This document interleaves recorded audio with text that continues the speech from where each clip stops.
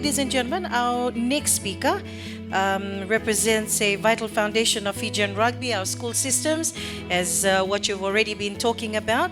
So I'd like to welcome the president of Fiji Secondary Schools Rugby Union, Jone, Kanalagi, Mr. Jone Kanalagi, who will be presenting on the school's rugby competition model and the pathways where our future flying Fijians and Fijiana first learned to love the game. So, ladies and gentlemen, I ask that we make him feel welcome with a big round of applause, please.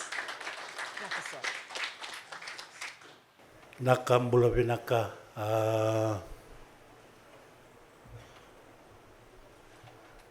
We've been requested to say a few things regarding our competition, ladies and gentlemen. Acknowledge the presence of the Honorable Assistant Minister who is with us this beautiful morning. Brief history. Deans was started just to keep students engaged in competitive sports, live a healthy lifestyle. Only a few schools were involved when it commenced. This is the 87th year of the competition. But as we have witnessed, Deans has evolved and it has spread to almost all parts of the country. And definitely it has gained momentum.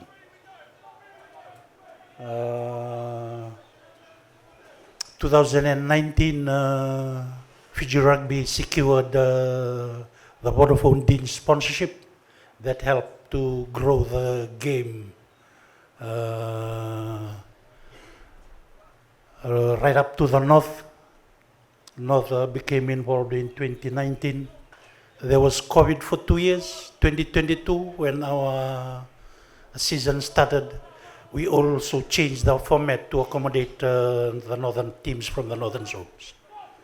Now we have the playoff between the top two northern qualifiers for all the grades, with the third placed qualifiers from the southern zone and from the eastern zone.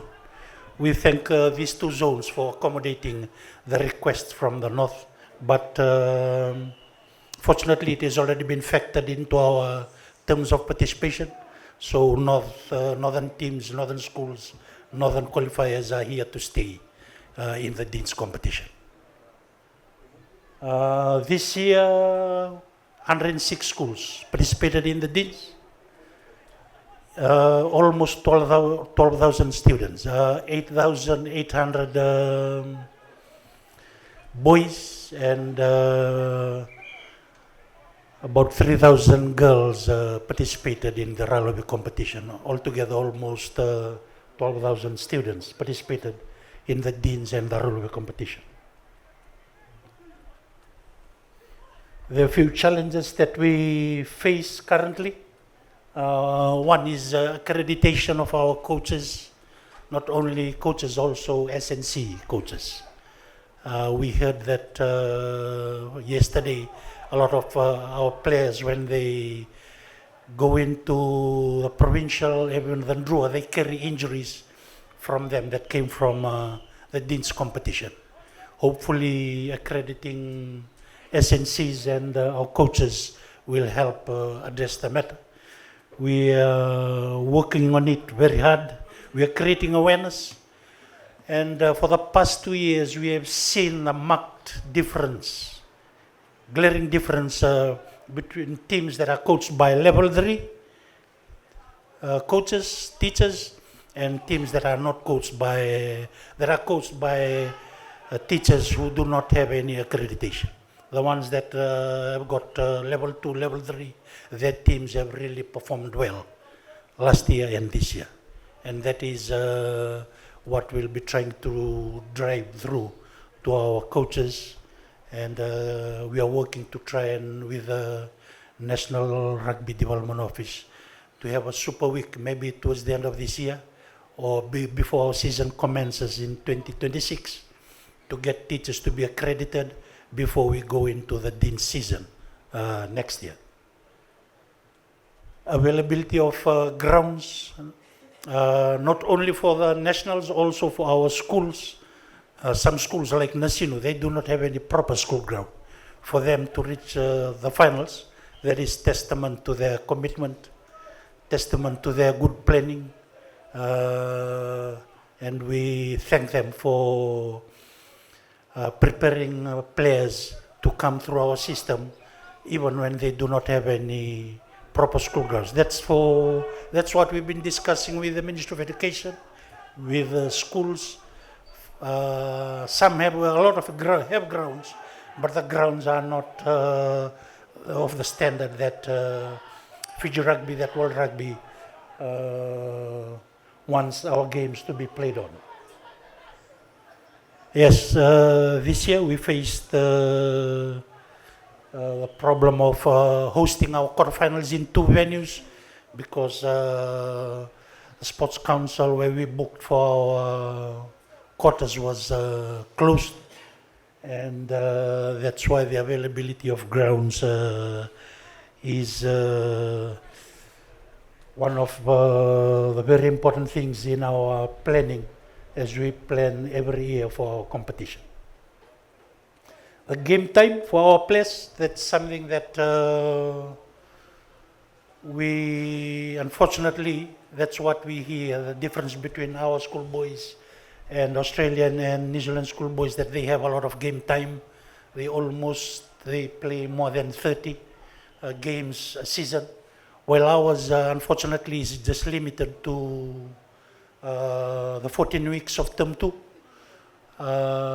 We are trying to plan to begin our season late term 1, at least to have for the under 18s. So by the time they play in the finals, they already have at least played 10 matches. The more game time for our players, the better it'll be for them as they progress up into through the pathways available at Fiji Rugby. Establishment of our Referees Association. Yes, we've heard that yesterday, we've heard it again this morning. There are too many players, too many games, but there are not enough referees. We have worked on that partially this year. Hopefully next year we will try and work on this, because it's also part of our compliance to Fiji Rugby to have our own Referees Association. And funding is also a challenge that we are facing.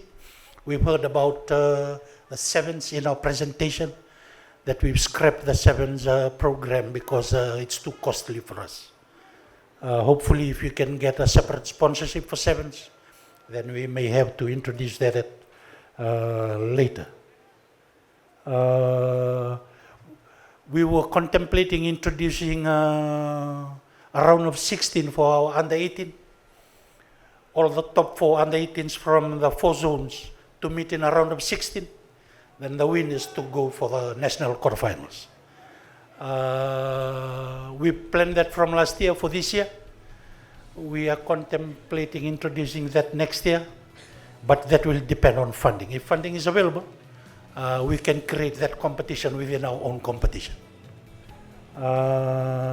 Yes, definitely last Saturday, everyone should know that we need a bigger stadium. Ladies and gentlemen.